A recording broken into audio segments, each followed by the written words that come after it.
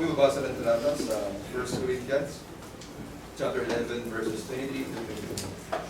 Dito ba sinasabi? Sapagkat tinanggap ko sa Panginoon ang ibinibigay ko naman sa inyo, na ang Panginoong Isus ay binsiyang pagkadulo ay dumampot ng tinapay. At nang siya'y makapagpasalamat, ay pinagputol-putol at sinabi, ito'y aking katawan na pinagputol-putol dahil sa inyo. Gawin niyo ito sa pag-aalaala sa akin. At gayon din naman hinawakan ng sarong pagkatapos ng mga hapon na sinasabi, ang sarong ito ay siyang bagong tipan sa aking dugo.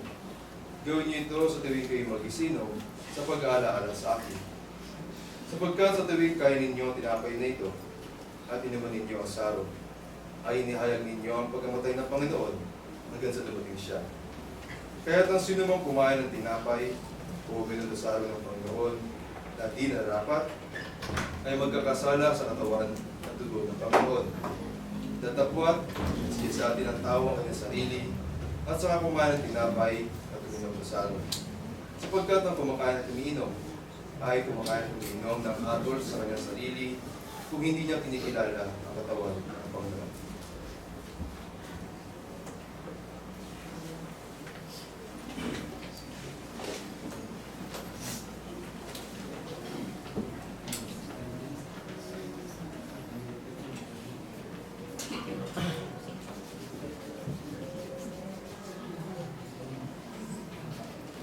Magsitay po lahat, Pastor. Patay ko yung buwan ng Diyos sa mga kapatid sa lahat, ang mga pinubuhan muli, at sa pag-ibig ng ibang salamat. Nang muli pa ang noon, itinagit ko sa aming mga pagkakataon na ito, na aming alaanin ng kataganlanan ng anak na si Kristo Jesus ng Panginoon. At narito po, Panginoon, hawak ng mga lingkod, ang katas ng upas, sinusubulo naman sa dugo, at ang tinapay ng ligadura, sinusubulo naman sa kanyang katawan. Dalangin ng Panginoon, nabasbasan po ang mga kain nito. At ang bawat isa po sa amin tatanggap. Dalangin po namin na ipagkaloob po sa amin ang kapatawaran sa lahat po ng pagkakasala o pagkukulang namin na nagawa sa araw-araw po. At gayon din ay pagtibay po ang aming pananampalataya. Ito po ang isang dalangin. Sa ngalan po yung anak ng Kristo Jesus ang tagapagligtas. Amen. Dapat po tayo para sa pagkakamagan. Kung muli babasa ng talata sa 2 Corinthians, chapter 9, verses 5 to 7. Ito po sinasabi, inisip ko nga kailangan ipamanhid sa mga kapatid na mga unang pumarihan sa inyo at handa agad ang inyong abuloy na ipinangako ng muna upang ito'y may handa na gaya ng abuloy at hindi gaya sa pilitan. Tatapot sinasabi ko, na nag-aasik ng bahagyana ay mag-aani namang bahagyana, na nag-aasik ng sagana ay mag-aani namang sagana. Magbigay ang bawat isa ayon sa pinasya ng kanyang puso, huwag mabigat sa loob o dahil sa kailangan, sapagkat iniibig ng Diyos ang nagbibigay ng masaya. Ulitin po natin ang page 16, una at kaapat na stanza lamang po. When upon life billows your tempestuous. Ready? Sing. When upon life billows your tempestuous. When you are discouraged, thinking all is lost, count your many blessings, name them one by one, and it will surprise you what the Lord has done. Count your blessings, name them one by one. Count your blessings, see what God hath done. Count your blessings.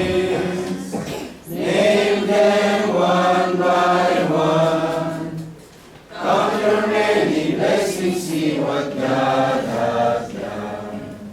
So amid the conflict, whether great or small, do not be discouraged, God is over all. Count your many blessings, angels will attend. Love and comfort give you to your journey's end. Count your blessings, name them one by one. Count your blessings, see what God hath done. Count your blessings, name them one by one. Count your many blessings. magsisiwat dagatdan. Ito yung muling lingkod at dakilang presensya ng Panginoon. Diyos Ama na makapangyarihan sa lahat ng mga takila.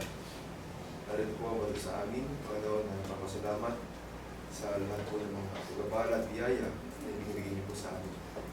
Higit sa lahat, Panginoon, napapasalamat po kami sa buhay at kalakasan na katagalan namin sa mga oras na ito. Dalawin namin, Panginoon, ang mga salamin na hindi tayo kapagagan. Dawa po ay magamit ito sa pagpapalagan at nangyayari na salita o Evangelyo. At gayon din sa pagpapaunlad ng bayos ng bahay ng Panginoon. Dalangin din po namin na magamit ito upang makatulong sa mga balik namin na nanganak ng potensyal. At gayon din sa mga gawain ng Panginoon para sa aming pananampalataya. Hihil ngayon, Panginoon, sa mga sulit ng mga araw. Ingatan niyo po kami kabayan, iayusan ang mga kamak ng Panginoon. Sa aming mga negosyo at trabaho ng Panginoon ay gabayin po kami. Pagkaroon po sa amin ang aming mga pangailangan sa mga kapusikal na pangatawad Panginoon. At dalangin din po namin na pagkaroon po sa amin ang patuloy na kapayapaan sa mga puso isipan. Ito po ang aming sa dalangin sa ngalan po ng anak na si Kristo Jesus ang tagapagligtas, ngayon at pakailanman. Amen.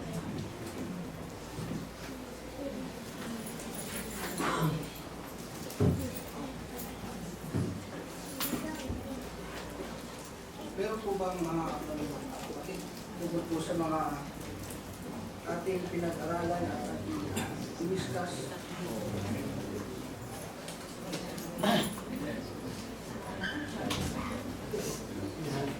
Tungkol sa pagpapaalala sa tuwing sa taon sa ibang katuruan, sa ibang mga kongregasyon. Ang kanya pinaalala ay laging ikapo.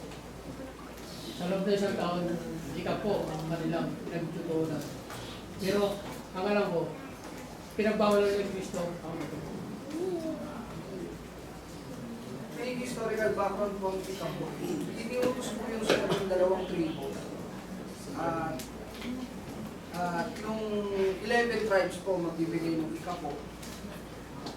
And then, yung isang tribe na pinatasan ng Diyos na maging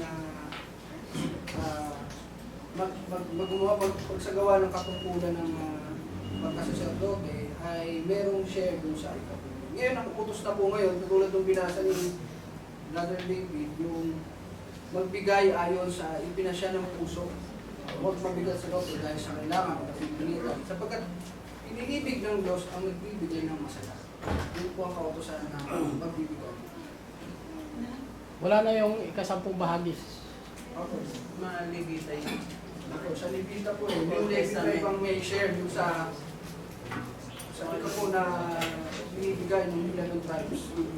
Sapagkat yung Levi tribes yung binigyan ng katungkulan ng Diyos na magsagawa ng katungkulang pagkasusunod. Hindi po. Pwede? Next, pwede? Okay po. Kasi Parang nagpapasag lang ako doon. Parang naguguluhan ako, Brad. Kasi may verse sa kanila, ba na lalo't pag namamalas na natin na nalalapit na ang araw. Katapusan, di ba? Anong verse? Pero nakalagay nga sa Bible, di ba, sabi na walang nakakaalam yung pag-end na. Kasi kahit na si Jesus Christ, di ba, hindi alam. Then, ano pa yung isang verse na nakalimutan ko na. So, paano malalaman ng tao na pag namamalas na natin na malapit ang araw, paano? I mean, may anong sign? I mean, paano natin masasabi na pag namamalas na natin na malapit ang araw, wala, hindi.